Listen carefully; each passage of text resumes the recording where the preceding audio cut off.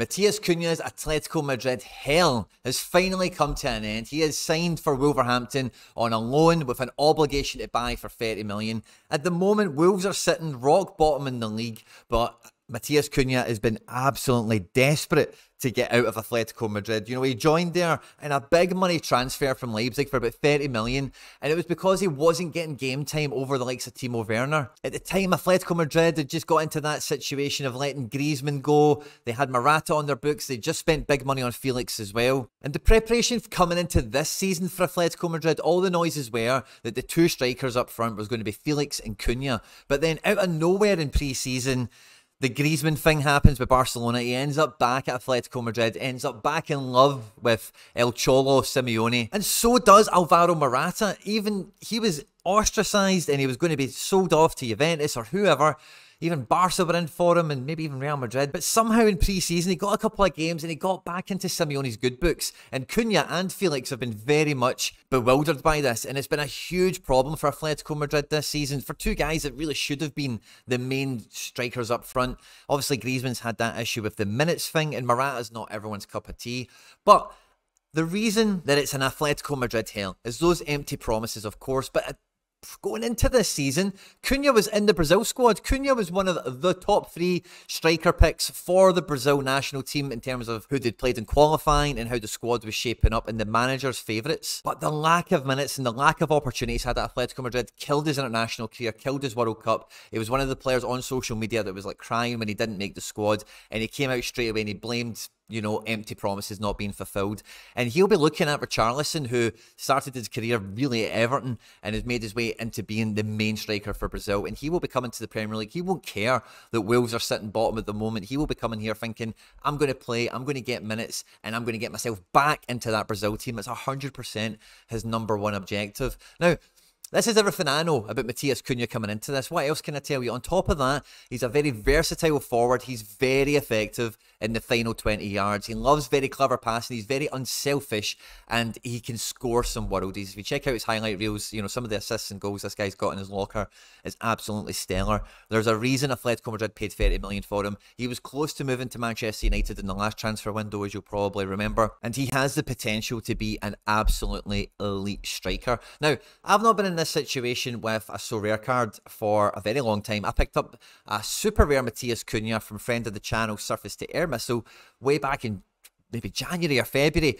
with one eye on the World Cup with Matheus Cunha and expecting him to have a much better time at Atletico Madrid than what he's had to this point. But to be honest with you, if you were to even look at his numbers for this season, they are pretty misleading. Now, as you can see, the majority of games, he's getting very little minutes. He's coming off the bench and he's not really having much of an opportunity to even impact the game. Now, I have watched far too much Atletico Madrid this season, and I can tell you, from between this Sevilla game all the way up to the international break, Matheus Cunha has had the most unfortunate luck where VAR has chopped off 3 goals for Atletico Madrid that would have resulted in Matheus Cunha being credited with an assist or a goal from the bench. So even though he's got very little minutes, and actually if you look at what he's done, there's not much meat on the bones there. If you were to actually go and examine his performances and his results, when he has been given minutes and opportunities at Atletico Madrid, he's not been far off the mark. He's just not been Griezmann. He's not been Morata.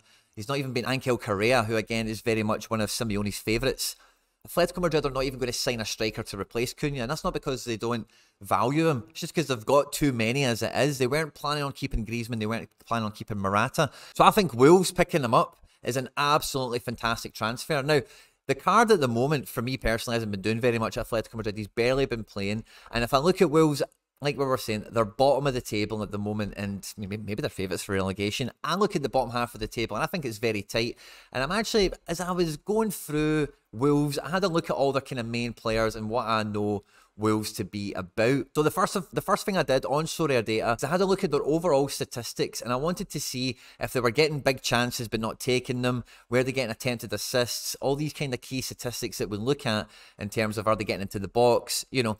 And a lot of the key statistics do centre around, in terms of big chances created, I can see Neto, Castro, can forget Raul Jimenez for a second, there's Moutinho and Podence. So these guys again Matheus Cunha, Hwang Hee-chan. It's quite centered around a couple of guys here. Penalty area entries, in terms of the guys that actually hit the numbers, again, I'm seeing 4 out of the top 5 here are wide attacking players and fullbacks, wide fullbacks. So they're not, big chances missed as well. There's not that many here because they're not scoring goals. They've only scored 4 this season, and their big chances missed amounts to very little. It's like 9 or something like that. So they're not creating lots of chances. Julian Lopetegui came in on the 5th of November, and over which time he's only managed 2 matches. The 3-2 loss away to Brighton. And again, he's went back to this, this is the style that Wolves will probably come to play, is the 3 in midfield that Julian Lopetegui has done very well at. And, Wolves under Nuno Santo and Bruno Lage and whoever, the 3 in midfield has been such a pivotal dimension of, if they're playing attacking fullbacks, is it playing 3 at the back? Is it 3 up front, 2 up front? All these different things going. But as I look before Julian Lopetegui comes in, they've got all the ingredients of a very prominent and very potent attack. A lot of the players, unfortunately, a lot of the key guys, Raul Jimenez here, as you can see this season, is barely featured. He's not done anything of note at all. Adama Traore, he's always got 1 foot out the door, it feels like, at Wolves, especially since he's had that Barca loan. And this season, he's definitely not been in his best form. He's barely contributed anything to the team. And he is quite one-dimensional, and it's one of these things that his physical prowess, he does have some technical ability, but, I don't think it really suits Julian Lopetegui. He likes wingers who can play outside and inside, and Adama Traore has very much shown himself to be outside only. Guys like Ruben Neves, who, again, always touted with big transfers, he's been doing pretty okay this year, but again, is he maybe just missing? Because we've seen how little Raul Jimenez has started. In the absence of Raul Jimenez, Diego Costa, of course, made a big kind of transfer back to the Premier League. He's only been coming back to feature a little bit, but again, Diego Costa is definitely not the answer for Wolves, bottom of the table at the age of 34. Can he be the super sub for the last 15-20 minutes of games? Can he play cups and whatever? Of course he can. But I think Wolves, and Julian Lopetegui in particular, need somebody with a bit more technical prowess as well. So, some of these players like, João Moutinho, Ruben Neves, even Pedro Neto has been out injured. Some of their better players have not really had all the pieces available to them to go on and play this year. I think Daniel Podence is going to do very well under Julian Lopetegui, and he's already done well in the Premier League, so I would hold good hopes for him. This Boubacar Traore guy's been playing a fair bit in midfield as well, so maybe he's a bit of a talent also. But guys like Hwang Hee-chan don't really seem to be cutting the mustard. Sasa Kalajic, of course, has just been a bit of a problem transfer since he's came in. He's, I don't think he's even debuted really, has he? Yeah, he's played a couple of games. 1 game, if that, So they've just been really lacking, I think, that focal point with no Jimenez, no Kalajic, or Kalajic, however you say it, and relying on Diego Costa for the last little bit. Matheus Nunes has been yet to be played in his correct position, but the way that Julian Lopetegui likes to set up his midfield is very much going to benefit not only Matheus Nunes, but also big summer signing, a guy I've got a lot of time for, Goncalo Guedes. Lovely winger, loves to play inside and outside, and I think him in a front 3 of Guedes, Cunha and Podence could be fantastic. Maybe Hwang Hee-chan can come into that, but maybe Adama Traore can come into that. But then balance that with a Lopetegui midfield of Ruben Neves, Matheus Nunes and João Moutinho. I've got a lot of faith in Wolves coming the second half of the season. Now, if Cunha comes in and plays and is motivated as I think he is, added into that as well, I've not touched on this, but Felipe is also transferring in from Atletico Madrid. Now, Felipe, as well as Cunha, has had a bit of a love-hate relationship at Atletico Madrid, and he's not a great player. The manager doesn't overly rate him, the fans don't overly rate him, but as soon as you write him off, he has to get played because other guys have been injured and suspended, and he's come in with some clutch moments, last man tackles and some goals. So he's a guy that really plays with his heart on his sleeve and will give everything to the cause.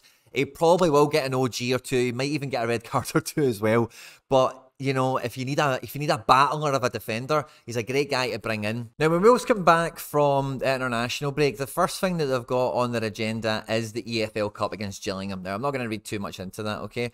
But then the next bunch of games here from Everton away, being at home to Man United, away to Aston Villa, the FA Cup game with Liverpool, who knows what happens there, I don't know.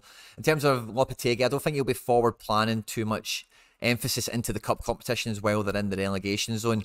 So you then get to the Wolves at home to West Ham match here. So how many games do we have there? 4 games before you then get back-to-back matches where the forward planning is probably going to be 0 points, and that is away to Man City and at home to Liverpool. But from then on out, every team they play they can really forecast trying to get something out of it.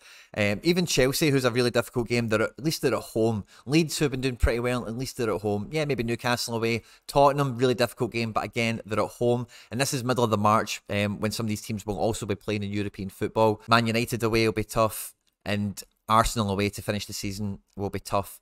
But I think there's a great stretch of fixtures in there where Wolves can get a bit of a stride on and start to get some points back on the board again. And with how amazing the team is, with this reset under the manager, and Matheus Cunha might just be that missing piece of the puzzle. Raul Jimenez has been playing for Mexico as well in the World Cup, so maybe he comes back into the reckoning as well. But I think Wolves could be an amazing story for the second half of the season now. And for me, like, I go through all of this thinking whenever my cards make a transfer, and I'm now trying to think, right, one of two things happens. Matheus Cunha goes to Wolves and they've got a great squad. They've got a new manager who's not done anything yet, but has a track record that I can get behind. And the thing with Lopetegui as well is a lot of those players are probably very conducive to playing for Lopetegui versus another like Premier League team that's a mix and match. You know, Wolves are quite continental in that respect. So he moves into an environment that I think is conducive to him. He's in a team that desperately needs his output. He's on a big money transfer as well. And if it doesn't work out, Wolves get relegated, they go to the Championship. Matheus Cunha is on a purchase obligation to buy. So worst case scenario, he's the main striker for Wolves in the Championship, who would probably be favourites on that merit amongst a few of the other players that would probably retain to be one of the favourites to bounce back. And then even from that scenario, you might even say maybe somebody else is impressed by him in the Premier League and they come and they spend big money on him, because he was also linked, like I mentioned earlier, he was already linked to Man United and I think even Newcastle before they bought Isak in the summer. So this is a transfer that's not amazing. I don't see him in the sense that you think, oh, he's going to go there and it's a really weak division and he's going to bully it. But I do think it's a division where I can get more utility out of him, and his overall footballing prospects have improved dramatically as a result of the transfer. So I can now sit back and really enjoy watching Matheus Cunha at Wolves for the second half of the season. Let me know what you think about this transfer. Is it going to be a hit or is it going to be a miss? I've got it as a firm hit, and I think like Matheus Cunha could finish this Premier League season, I'll be conservative, with like 6 goals and 3 assists. I think he could get just under double figures on decisive actions over the Premier League season. That's what I would term as a hit. I hope you've enjoyed this one. Don't forget to like, subscribe and share and retweet and all that good stuff.